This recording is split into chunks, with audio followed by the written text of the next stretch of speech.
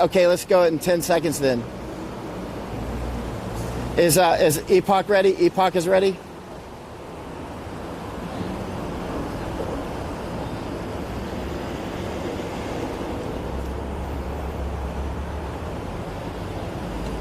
Okay, how long? About 1 minute, 2 minutes? How long? How long? Okay, well, you call me up before you go live so we can do the count, okay? Well, no, don't. I mean, let's do it over the telephone. 10-9-8-7-6. Okay, all right, thanks, bye. Or at any moment now, you might be live without them telling us. And I won't know, by the way. Unless they tell us. Epoch times? Several. About 9 different places. Hey, Michael. You can go. Okay, hold on. Go ahead and do a 10 count. Okay, now it's okay. All 9. Okay, 10, 9, 8. Are you live? 6. Okay. Yeah. Okay, go live. Yeah, go. All right. We're live, right? I send message to... Yeah. All right. You are nice. Okay, great. All right. This is Michael Yan with Cody How to Shout. We're in Hong Kong.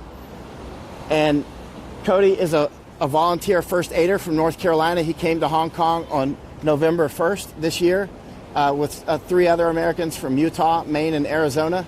And one is still here. The other 2 have gone home. And Cody has been witness to a lot of the events here, including the Stampede on November 18th, which was 2 Mondays ago. So it was a terrible stampede that left to unknown numbers of casualties. There were at least 26 ambulances and medical vehicles out here. And you can see that this is actually a fire department where some of them came from because it's right beside really close to where the stampede occurred. And so that's why we're here, to start right here. So we're going to walk some of the battlefield where I live streamed on that Monday night. It was the heaviest, most intense fighting we had seen so far in Hong Kong, and I've been to well over 80 of the major protests, and so that Monday night was definitely the most intense. And people who followed my live stream know that there's been a lot of intense nights, but that was the most. There had to be, I would say, at least 1,000 tear gas canisters shot, and also at least 1,000 Molotovs thrown. Also, the police were throwing. The police were not throwing Molotovs, but the police were shooting rubber batons, like rubber bullets and rubber batons, and beanbag rounds, and huge amounts of tear gas, and throwing tear gas grenades as well. And the liberators were throwing Molotovs, not on the police, but they were using them as a buffer to keep the police off of them. So the streets were just filled with glass. We'll talk about that later. But so here's Cody. I'm going to let Cody introduce himself. He was just on the Heritage, by the way, Foundation that was about 4 or 5 days ago, right? Yeah. And it was a great interview. You can find it. So, Cody, please speak. How's it going, guys? We're close to the intersection of Nathan Road and Waterloo Road. We're to the east of it right now, about 200 feet. So this is where Michael was. He was on this side. I was on the other side on last Monday, one Monday ago, last Monday night, when the heavy fighting was occurring. And that's just a skateboard, by the way. No need to run. So that Monday I was out doing first aid. Mike was here reporting, and like Mike said, some of the heaviest fighting so far. When the protesters being successful in pushing the police back, that's when the you can speak up. It's loud here. You got a good voice too. All right, that's when the stampede was caused there. When the police decided to throw the flashbangs and drive them back finally. So I don't know, Mike, do you want to talk about it here? Or? Yeah, we'll go and talk about some of the things that happened. Yeah. For those who've seen my live stream on, let's walk down there, Cody. On the 18th of November, there was about 4 hours of straight live stream, and then we started having signal problems. So I've got a lot of video that was either later or was not live streamed at all because we couldn't get back on live stream. And we'll talk about right here where we're at now. This was like a peripheral area from this intersection. The heavy fighting was like right in that intersection right ahead of us. And back here were there just a few liberators back here. This was an escape route. And later that night it had many ambulances and emergency vehicles all up and down that road. And I counted them. There was about 26 in total by the time we counted. I believe there was a significant number more before we counted. So the stampede, we're going to talk about the stampede, which is something that Cody personally witnessed. And I did not personally witness the stampede, but we saw all the attack leading up to it and then the aftermath. We were here, Eric and I were here, but we just happened to be maybe 100 meters from the stampede. We're actually not sure exactly where, sorry about that. We're not actually sure precisely where we were. You might have seen that viral video I took of the vans rushing very hard into the Liberators, which I've been calling Patriots, but Eric came up with a better name, Liberators, and he's Hong Konger. Let's see if other Hong Kongers like that name. So we're coming up on Nathan Road here. Here's an old burned out facility that was attacked by Liberators for, I don't know actually what it was, I don't remember. Maybe it was a Starbucks, I don't remember. Some Starbucks have been attacked because they're under ownership, local ownership anyway, not back in the U.S., of some Beijing-friendly people that do not like the calls for freedom here. So you can see where we're at, Waterloo Road. Let me get that sign in there. If I can get this camera right. Yeah, Waterloo Road. We're at Waterloo Road and Nathan, and this is Yamate. This is not where the stampede happened. And The stampede started here. It started here. This is where Eric and I were. Yeah, the human pylon was just maybe 200 yards down the street on the left. So just to give you a visual, Nathan Road runs to the north and south, and Waterloo runs east and west. The police were on the south side of Nathan Road. The protesters were on the north side. So the protesters, the Liberators, were pushing the police back. The police were pushing the Liberators back. It was back and forth for quite a while. Pretty intense. The corner across the street here was sort of the very front line of the police, if not, sometimes they were a little bit further back. And so when they were further back, you would see protesters run across the street, just single individuals run across the street with Molotovs and launch them as best they could from that corner. When it first started, before the stampede, when the battle was going on, myself and Alex, my other American first aid partner here, we were standing on that corner because the groups with the Molotovs would come up there. And you can tell you're in a country where they didn't grow up playing baseball because their throwing skills are not always the best, and they get tunnel vision in the heat of the moment.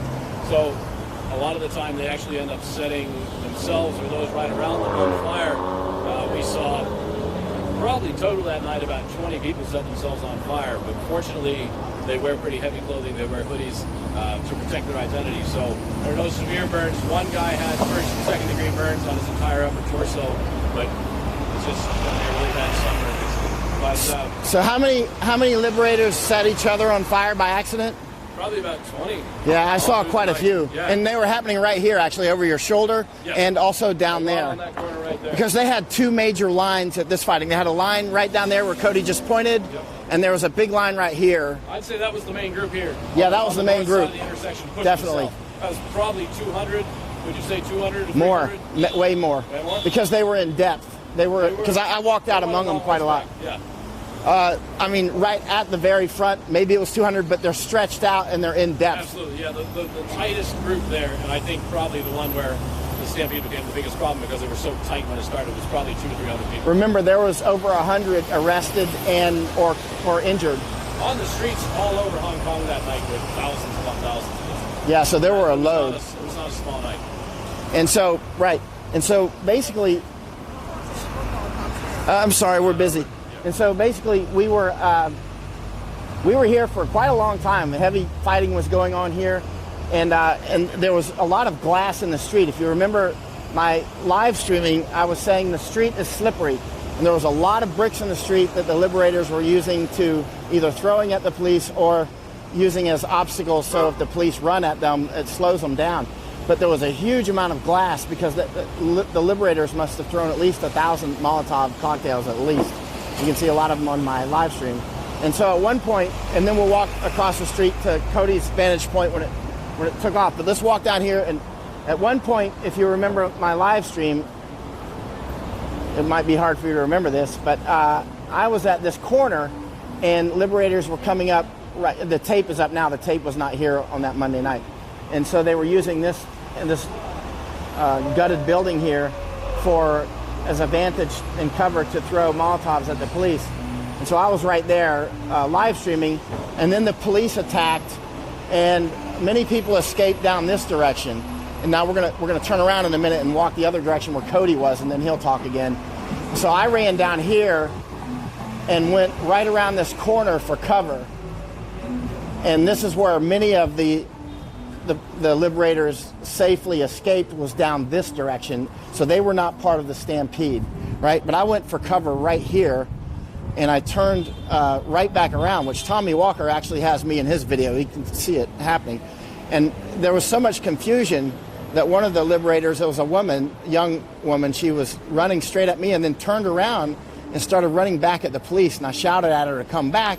She started running back towards me and then turned right back around and started running at the police again. And I shouted at her, and finally she ran and went down this way and joined the others. So what I'm getting to is there was a lot of confusion. There was a huge amount of tear gas. And now we're going to mostly let Cody talk from now on, because we're going to go to Cody's position, and then we're going to follow how Cody went. So we're going to have to cross the road, Sir Cody. Yeah. This is Cody Howdeshell from North Carolina. So he's got an accent that I can actually understand because he speaks American with a Southern accent. He's a merchant mariner, but he's come over here to help do first aid. And he was actually on the Heritage Foundation about 4 days ago. 4 or 5 days ago, yeah. It was a great interview. I put it on my Facebook, so if you scroll down, you can see his interview. He was very, very accurate. And he's only been here since November 1st, but he really nailed it accurately. So we'll cross here.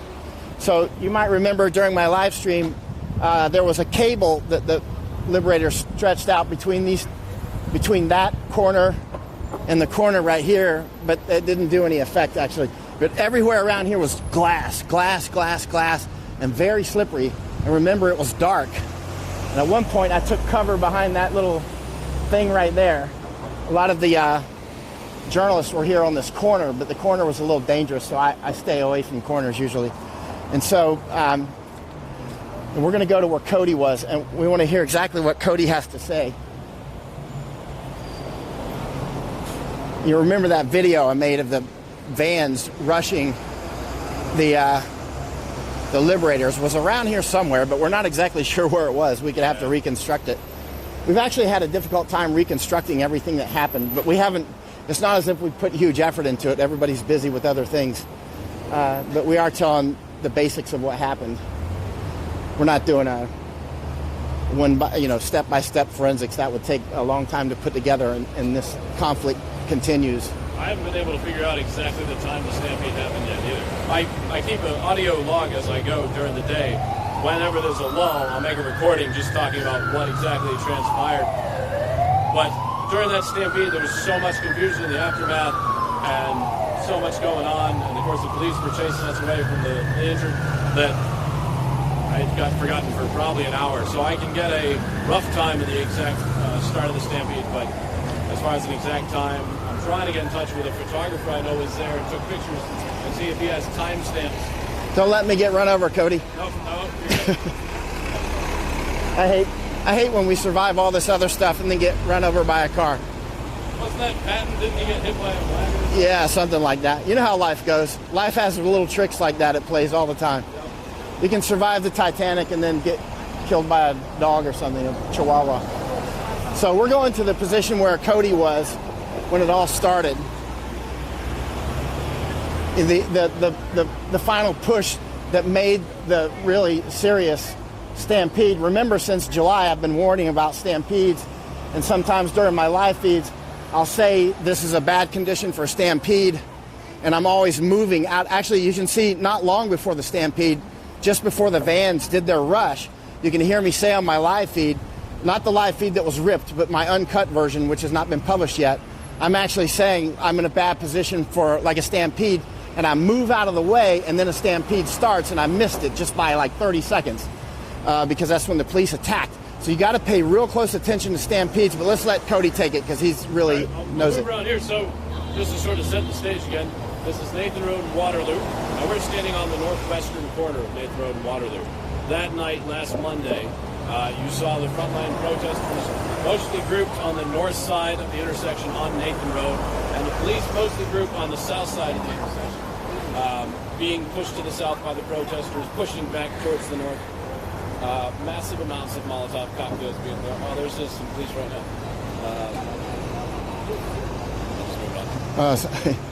The po-po.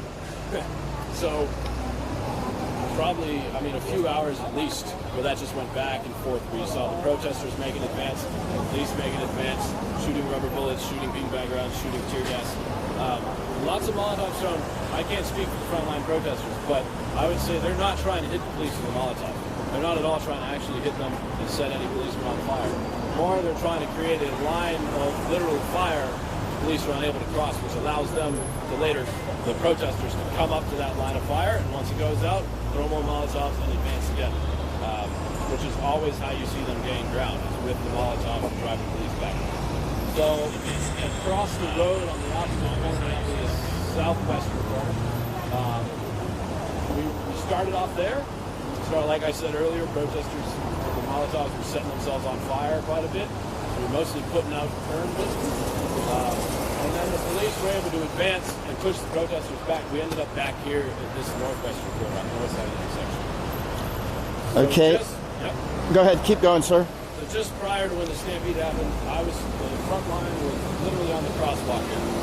And I was here, I've gotten separated from my partner, and I saw the protesters start to really gain ground against the police and really start to push hard. There was no more patience, and they were being successful. They were actually able to push the police back at a pretty good rate. At that point, though, the police also lost patience. What techniques were they using to push the police back? Just the Molotovs. Throw the Molotovs, get the police to move back, then advance to where the Molotovs have been thrown. And then throw more Molotovs to get the police to move back. They throw them as close as they can to the police without actually hitting them. How many liberators set themselves on fire? At least 20 of them. At least 20 in this particular theme. Protests were going on all over Hong Kong. And you're throwing a bottle filled with flammable liquid with no lid on it, just a rag stuck in the top. A lot of the times the problem was they would focus so much, and these are young kids, they're not trained to be out here in a battle. You would see them throw and then accidentally hit the wall that was directly next to them, and the flaming liquid would scatter upon themselves and their friends there. Thank God, as far as I know, there were no real serious injuries from it, only because they wear so much clothing to disguise themselves. Hoodies, long sleeves, long pants, masks, gloves. Otherwise, there could have been some very serious burns. Yeah, I see them all the time doing that, setting themselves on fire. Did you treat any burns? We had, most of what we were able to just put out with water there. We were going around actually scavenging water bottles that people left on the street that had a little bit of water left in them and refilling our own bottles because we were using so much water putting these guys out. What kind of wounds were you treating that night on the 18th of November? As far as the burns go, we only had one actual guy that we had to take back and treat, and he had first degree and a few small second degree burns on his upper torso. So that night, what I mainly saw was a lot of rubber bullet rounds, which is just, it's a bad bruise. It's not going to kill you unless it hits you right in the right spot. One guy got hit right in the face with what I believe was a tear gas canister. So it was a bit of a burn and a large chunk of flesh torn off here that was hanging. So we carried him back. He was stunned and unable to walk. I'm going to point this way so that background noise of the traffic isn't there. We carried him back. He was stunned and unable to walk, but he had full use of his legs. He was just in shock. We carried him back to an alcove where we began to treat him. That was a few blocks away from here. At that time, the police began to advance, and we were worried that they would overrun us and that he would be arrested, including possibly ourselves. So we carried him up a few flights of stairs into this building. We continued treating him in the stairwell. And at this point, really, I carried the other medics to the actual treating because these people here were much better training than myself. But we were still nervous about the police. We were all remaining very quiet. And all of a sudden, the doors behind us open, and it's the owner of a very fancy restaurant that happens to be on that floor. And he just said, "Come on in, treat him in here." So now we've got a guy that I mean, he's recovering from shock, but he's still badly hurt. And we're treating him surrounded by chandeliers and china and crystal and white tablecloths. So the experiences you have here are pretty crazy. And the way that the community is willing to see something happening and step in to help people is also very impressive. Cody is one of those Americans I keep talking about that just jumps on an airplane and with really no resources behind him just to go help. It's almost a strange American thing to do, but we do it habitually. And so that's what Cody's doing. Cody, how to shout. Let's keep walking, and we want to see what Cody has to say about how the stampede unfolded. So all right. Do you want to walk the same path I walked? Yeah, let's walk your path. I'll show you how it started. So, like I said earlier, the protesters were really being successful in pushing the police back, and we all knew that night that a few days prior, police had the use of lethal force authorized. So tensions were running very high. In addition, there were police there that were carrying actual rifles. Yeah, there was an M16 and there's Sig Sauer 516s and that sort of thing. Just across the way. So the police threw these multiple flashbang grenades directly into the crowd, risking injuring protesters. And when those went off, I was standing over here. That's maybe 100 feet from where they threw them. I thought it was gunshots. I didn't know at all.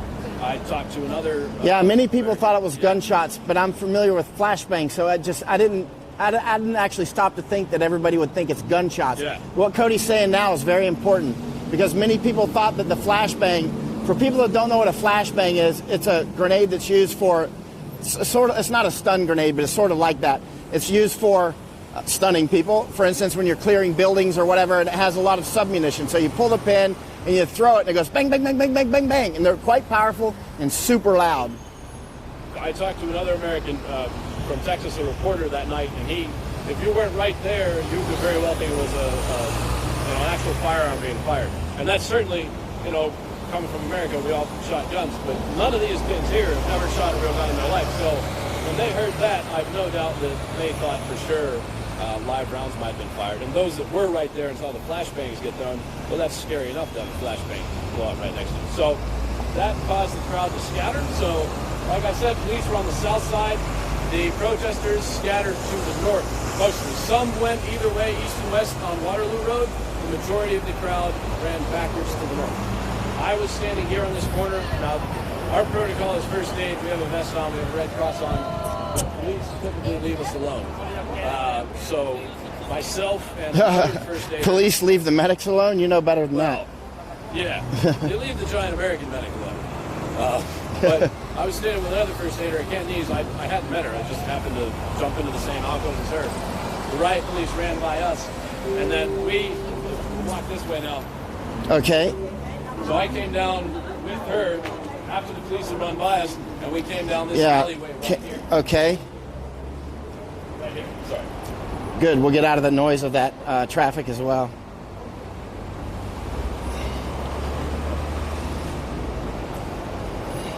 Later we'll get to questions, by the way.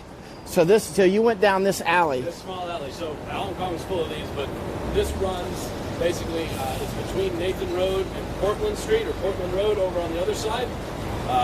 And it goes back to Pitt Street, where the pileup happened. Okay. So myself and the other first aider, we walked down here, hoping to get past the police line and see if the protesters had regrouped to fight there. There was a lot of confusion. We didn't frankly know what was happening. We saw a lot of people run, but because we were right at the front line, they were running away, we were watching the police, it wasn't clear that it was a full-on stampede. The amount of panic was not as clear to us as it was to the protesters. Yeah, actually, Eric and I didn't realize, we see a lot of panic at the attacks, but we actually saw the stampede unfold, we just didn't recognize it because we were at a different part of it. Yeah, well, and the thing is, unless you're running with the pack, I have a feeling it's hard to recognize because they're behind you in a split second. It doesn't last as long. Yeah, and if you notice my feed that happened that night of the vans attacking or rushing the liberators, you'll see that I'm actually moving out of stampede zone. Because I'm trying to not get in stampedes. I want to say something. When you come to these, you need to wear boots. Cody, how many bare feet did you see? stuck in the pile up. Right. So I saw their heads. There were shoes everywhere. I didn't see the shoes afterwards. We'll let Cody take it from here. Okay, so coming out this alleyway, we're currently coming to Pitt Street, which just so happens the day after the stampede, I moved into an apartment right here. I don't live there anymore. So we came out, not having any idea what to expect.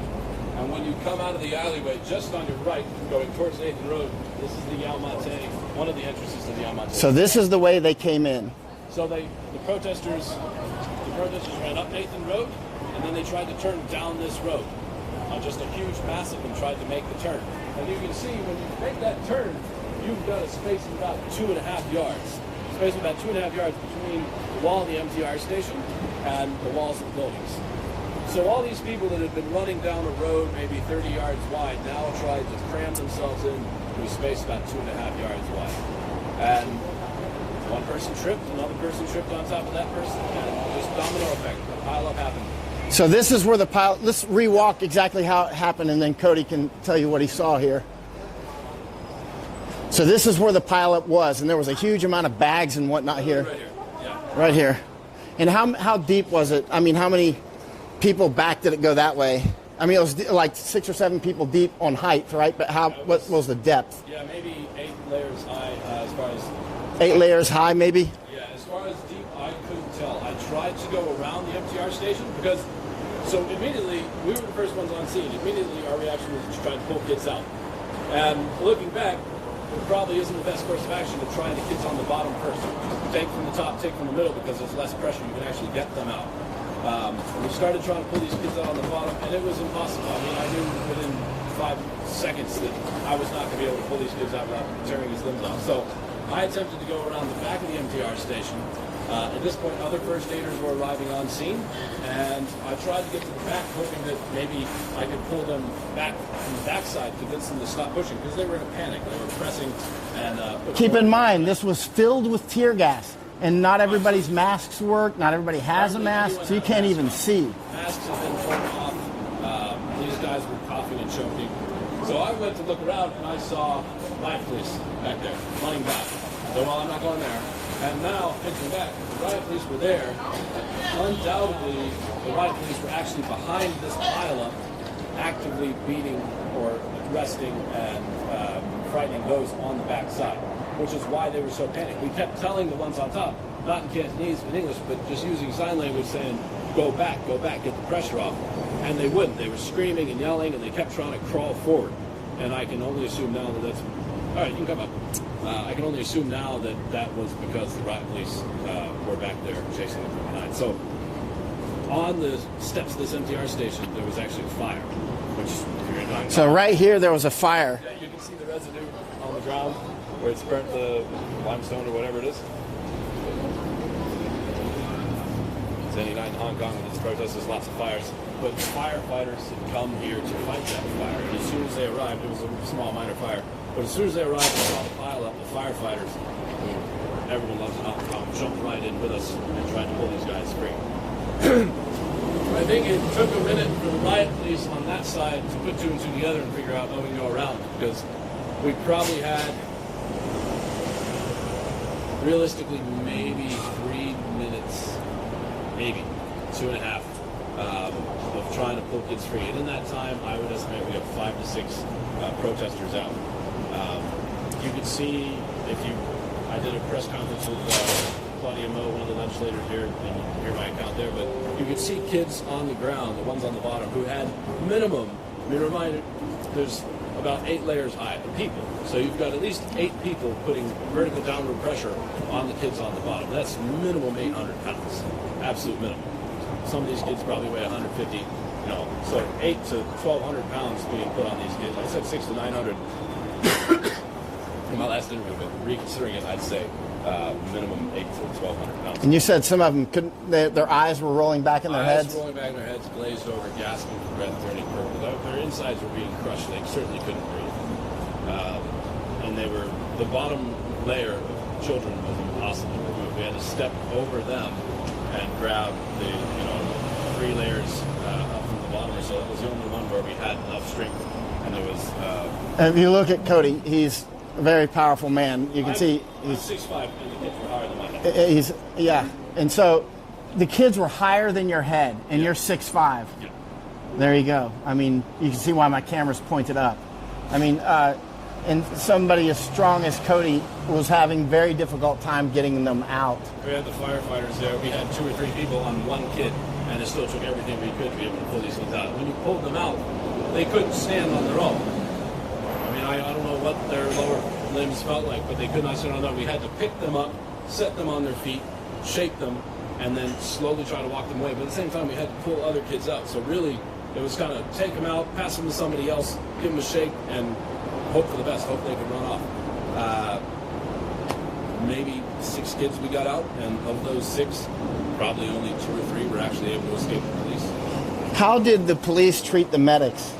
When the police came over, so one of my friends here, who's a first aid, he had gotten there before us, and at this point we had quite a crowd of firefighters and first aid pulling people out. There was enough of us that no more could get in. So my first aid friend was directly behind, and he was taking the kids we pulled out and trying to get them to run. When the police came around the MTR station, he was the first one they met. They immediately pepper sprayed him from point blank range right in the face. So they pepper sprayed a medic at point blank. Clearly a medic. I believe he's actually a trained nurse. He comes out as a volunteer medic, Red Cross on his vest, big yellow vest, obviously not a protester, pepper sprayed right in the face. And he wasn't even helping the kids. He wasn't even pulling kids out. He was just standing there trying to take the kids from us, pepper sprayed them right. So the cop was pepper sprayed a medic. Okay, hold on. John, are you on there? John Valentine, you've asked me for an interview because somebody told you that the liberators, aka the protesters, are the bad guys and the police are the good guys is something that somebody told you, and you were asking me about it. So I've asked John Valentine, who's asked me for an interview, to go to my Facebook Live and watch this. Now here's Cody talking about what he witnessed, and the police pepper sprayed a medic as he was coming to save kids' lives that were about 8 deep in a stampede pileup. Yeah. So who's the good guys? Yeah, answer that question for yourself, but there's more. After they pepper sprayed him, he retreated. They came in. There were probably 6, 7, 8 medics there, including many which are women. And these Hong Kong women are quite petite. And then we had 5 or 6 firefighters, I would say. Mind you, this is all in a lot of confusion and a lot of stress. So I do my best to remember it accurately, but I make conservative estimates. So they grabbed us by our vests. The riot police came in, at least 7 or 8. And there were more right around the corner.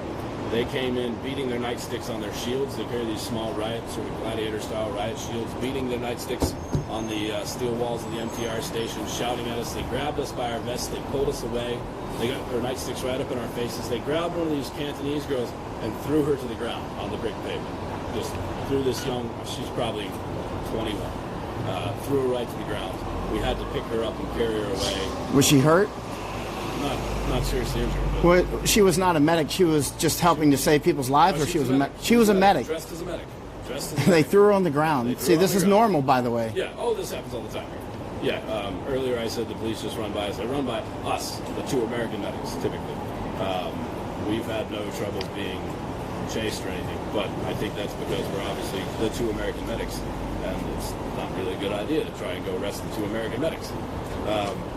So they shoved her to the ground. We got her out. They later continued to shove the firefighters out of the way. These, firefighters, policemen. So this is the police shoving the firefighters out of the way while they're trying to save people's lives. Police and Raptor Squad. Yep. Riot Police and Raptor Squad. So, Raptor Squad is one of their elite police squads. Sort of like the SWAT team, kind of, but just known for being excessively violent, even more so than the regular riot police. So shoved the firefighters out of the way. We retreated to that corner about 60 feet back that way. We had to actually hold the female medics back. They were trying to get back in. They were sobbing. We had to hold them back. And as far as I can remember, the police went right in. I believe they beat the protesters with their nightsticks a few times before they began to just pull them out and arrest them one by one. There was no concern on the part of the police as to whether or not those at the bottom were dying at the moment. They were only worried about arresting these kids. These kids could not fight. They could not run. They were literally dying. Some of them might have already been unconscious at the bottom. They had no hope of escape. They had no hope of resisting arrest. They had no hope of harming the police in any way. and yet the police still absolutely ignored their tactics. Took them all and arrested every single one. Perhaps some on the back road to get away, I don't know. But as far as I know, every single one here was arrested. And reports, it's hard to know who came from where, but we think there were at least 10 critically injured that ended up in the hospital from this pilot. At least one young woman had a compound fracture in her arm, and Eric and I and others were out there at about, 4 in the morning when they finally let her go. So she'd been out here for, we're trying to work the timeline out, but possibly 4 hours, at least 2 before they let her go. And I think more like 4, because it may have happened at 11:29 or so, the pilot, 11:30. Just prior to midnight, within the hour before midnight, I would say is when it happened. Yeah, sometime around there. And you can see on videos that I've already published, they were pulling out casualties at like 0400.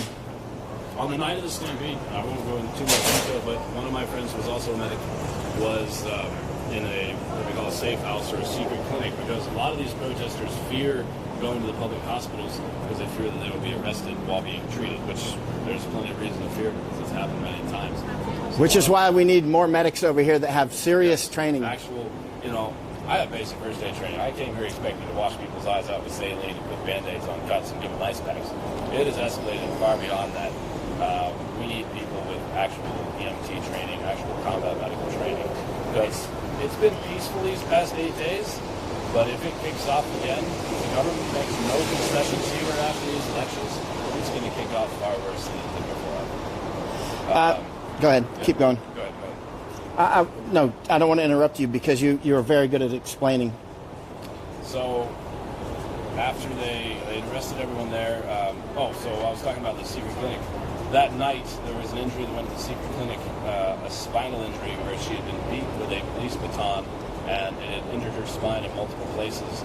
She'd lost feeling in her right hand and right foot. And so she had to be sent to the hospital. Or it was a he. But beat by the police to the point where they had a spinal injury, managed to escape just barely, feared going to the hospital for treatment, despite the severity of injury. So basically, they don't feel safe seeking the treatment they need because they know they can be arrested in the hospital. And so it's really important that highly qualified medics and other medical professionals like doctors can be very helpful over here because they just can't go to the hospital. And in fact, at least one of the hospitals has had to cancel surgeries because the hospital was tear gassed from so much tear gas on the streets outside. All non-critical surgery had to be canceled. A friend of mine was in one of the emergency rooms and said the place smelled like tear gas. Yeah, it's amazing. That's a hospital we're talking about. Yeah. I've got friends here who are doctors, and these secret clinics we talk about, it's not like people are going there for minor injuries. They're doing actual sutures. They're performing emergency field medicine in restaurants, people's apartments, whoever will open up a safe. All right, so you want to walk back and see how the pileup funneled in here behind you. Okay, we're going to let Cody keep explaining. He does a really great job, and he was an eyewitness. We're walking to the east right now, past the MTR station. We're walking through Nathan Road. This is Nathan Road right now.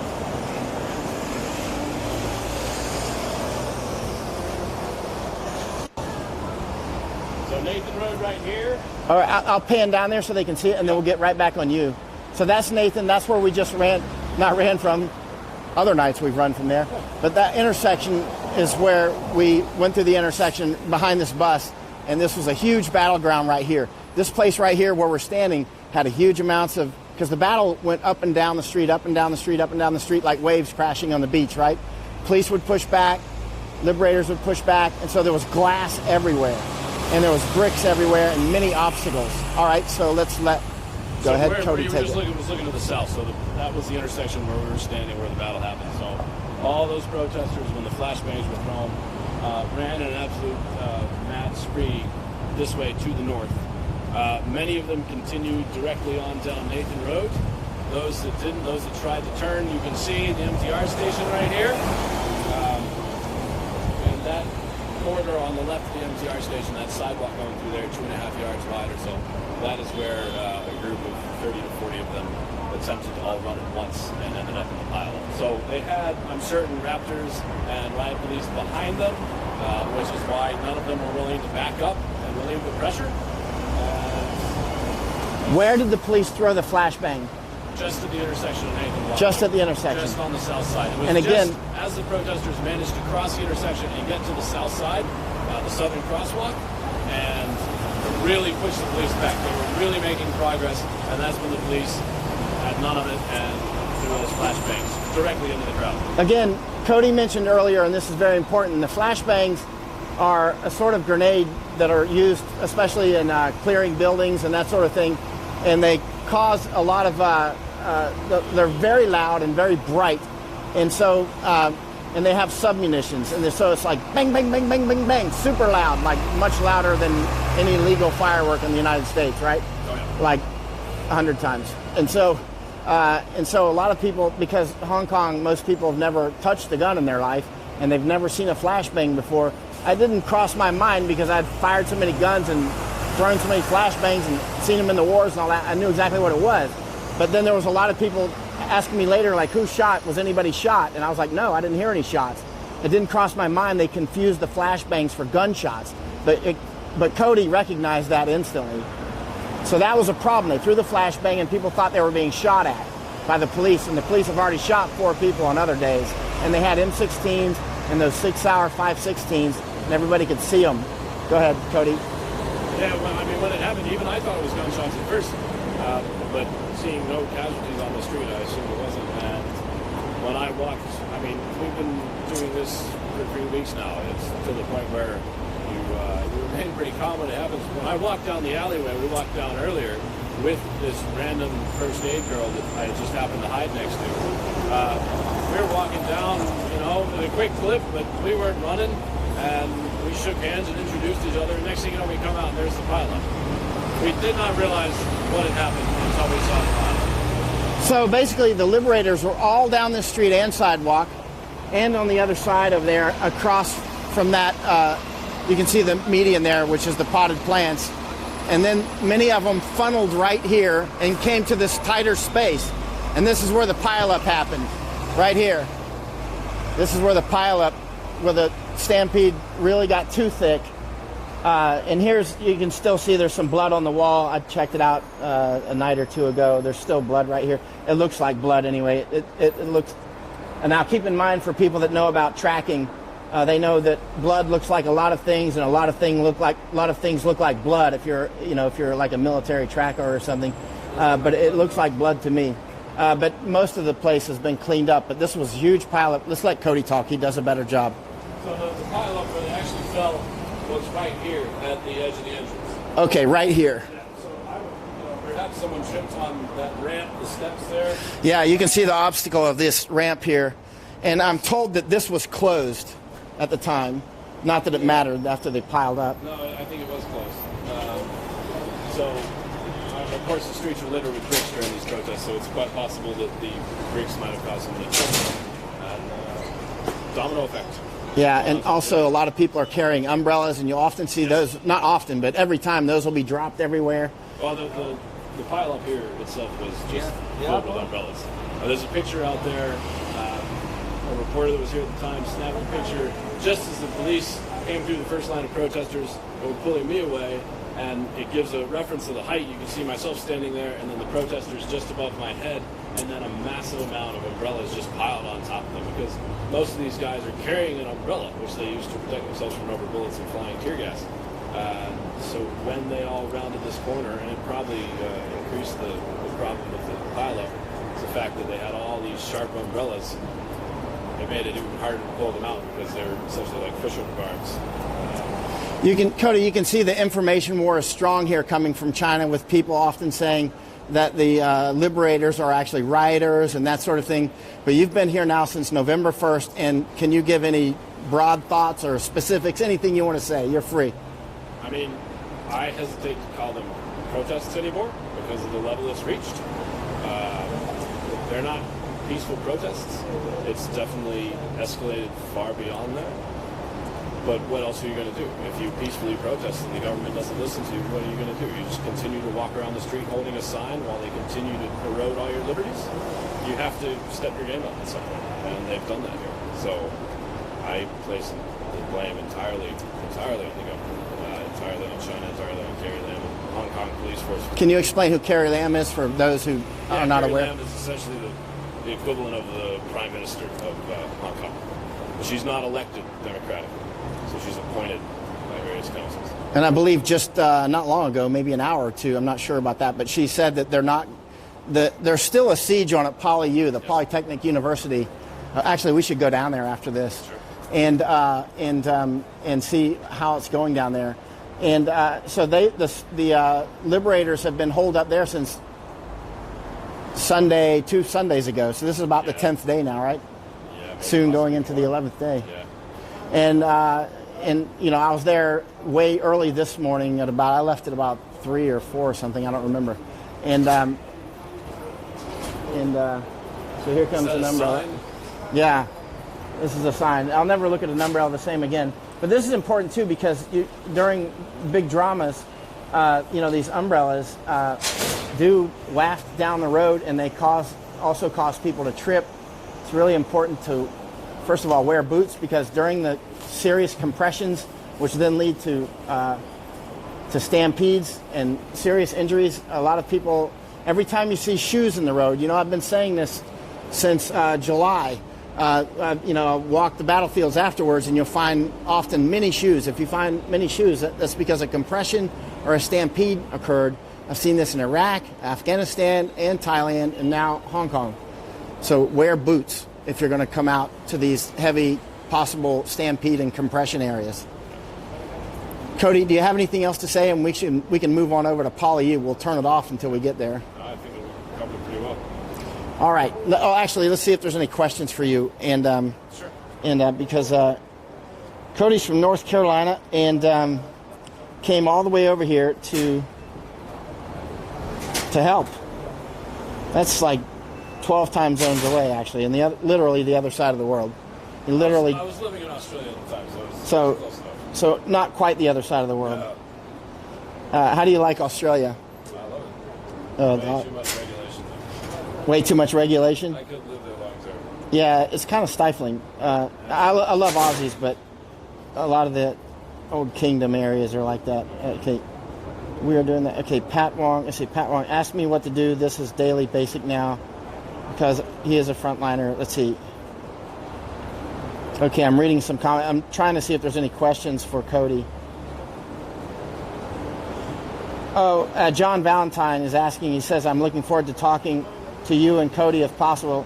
I'll ask Cody. Cody, you want to talk with John Valentine? Interview. He's sent a message about an hour or two ago saying that, you know, people are basically doing the information war, saying that the liberators are rioters and all these sorts of things. There is violence, but I mean, they're basically fighting a wolf pack. The main thing is getting the real facts out, and that's part of the reason we came here, is because you can't figure out what's actually happening when you're thousands of miles away and you're on the news. So Yeah. when we came to do first aid, we also came to just see for ourselves what's actually happening. Not to mention that the 50-cent army is what it's called.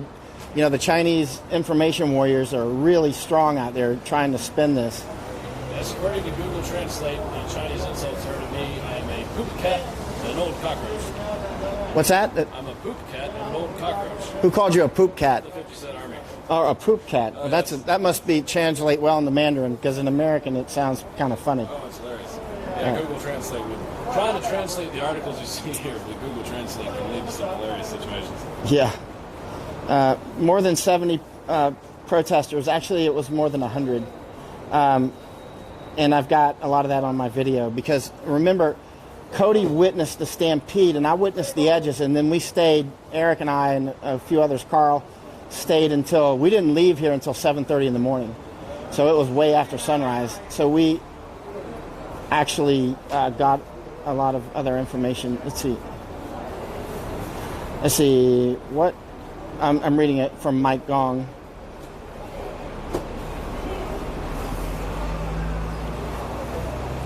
He's asking what he should carry. First of all, wear boots, and if actually, since the stampede last Monday on the 18th of November, there hasn't been any serious actions that we know of other than the landslide vote, which was amazing. Landslide vote, Monday night after that, there was some tension. Police were out, but there was no actual clash between protesters and police. And if you're a journalist coming over here, bring a real mask. Like an M50 is the best that I've had. M50, M50. It's made by Avon. And then when you leave, please give it to somebody here and let them keep it. And bring a real helmet like Kevlar, like that'll stop 38s and even AKs if they're at range. And please leave those with people when you leave. Mike, individual first aid kits. Mike Gong, a lot of us carry them, but in reality, there's so many medics out here. A lot of people don't because there are loads of medics. I learned how to use a tourniquet and carry one because most of them do not have a tourniquet. Yeah, and now that the real rifles have come out, it can be good to have tourniquets. Any more questions for Cody before we shut off and we'll move over to Polytechnic University? Michael Schinstock, if it's German, is saying, concerning the demand for EMT, how many foreign EMT have already come to assist? I don't know. It's just us, as far as I know. Yeah, I don't. I think Cody and his friends. I only saw Cody and one more of his friends. Yeah, there were four of us at first. For 2 weeks, we had four of us here. Everyone we talked to, as far as we could see, we were the only foreign first aid that came expressly to do that. There is another American running around. They're an exchange student at one of the universities, and they love Hong Kong. When they saw what was happening, they chose to get involved as first aid. But the Hong Kongers really need real medics here. And actually, let's see, this is also live streaming to Epoch. Let me see if anybody's posting in English, because we don't have any Cantonese speakers with us at the moment. But if you've posted in English over on Epoch, then, or on Yoko's page over in Japan, a lot of people on Random Yoko, they publish in Japanese, and I don't read Japanese. I say, if you have EMP training, or you're a doctor, or you're a combat medic, and you can't come over for a long period of time, come over with the idea to meet up with people and train them and help them, and also bring in supplies. There's certain supplies that are harder to get here than others. A lot of general medical supplies they have no problems getting. Hong Kong is not a poor country. There are people here that sponsor that sort of thing. But some supplies are difficult to find just because they've either all been bought or the supply might be restricted. So consider coming over for 1 week and bringing a suitcase full of supplies, and then helping train people. Find the medics. There's some medics here that their training's off of YouTube. They watch some YouTube videos, and that's the extent of it. So get with some of the doctors and nurses around here and say, hey, I want to help. I want to do a training class. Find somebody who can translate, and then give them some tips. Okay, I'm not sure if it's if it's live streaming on Epoch or not. Let me see if there's another question for you, and I'm gonna, because I'm unable to get over on Epoch. And also, I'm gonna go to Brian's pages and see if there's any comments there. This is live streaming also on Brian's pages. He's got some excellent pages on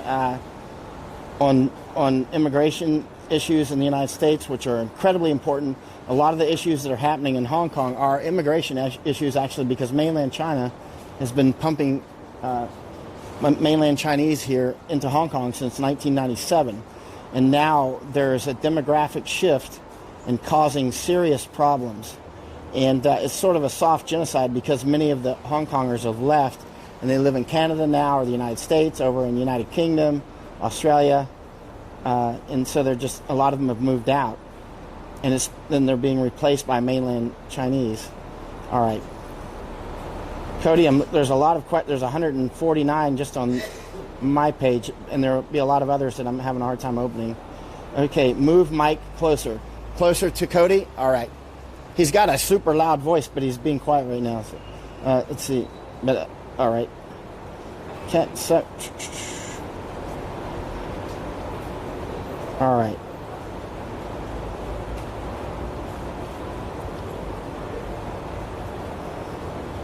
Okay, I don't see any questions specifically for Cody. Do you have anything else to say before we shut off and move over to Poly U? No, I think we covered it pretty well for here. Trevor asked, Trevor Moyer, what is the location of that alley where everyone was crushed? We're standing in it right now. Yeah, so this is, you've got Nathan Road and Waterloo. If you look at the intersection of Nathan Road and Waterloo in Yalmate neighborhood, and then you follow Nathan Road to the north for about 200 feet or so, you're going to see an MTR station, Yalmate station, on the western side. That's this station right here? Yep, and the street you see right behind me is called, this is Pitt Street. So this is Pitt Street right here. It doesn't actually intersect with Nathan. This is the dead-end street. But essentially, if Pitt Street didn't continue on, it would be the intersection of Pitt Street and Nathan Road, on the western side of Nathan Road. Okay. Mike, control, we're going to shut off now, and we're going to move over to Poly U. All right, so we're going to go ahead and shut off, and you're still on right now, and stop that, and stop that.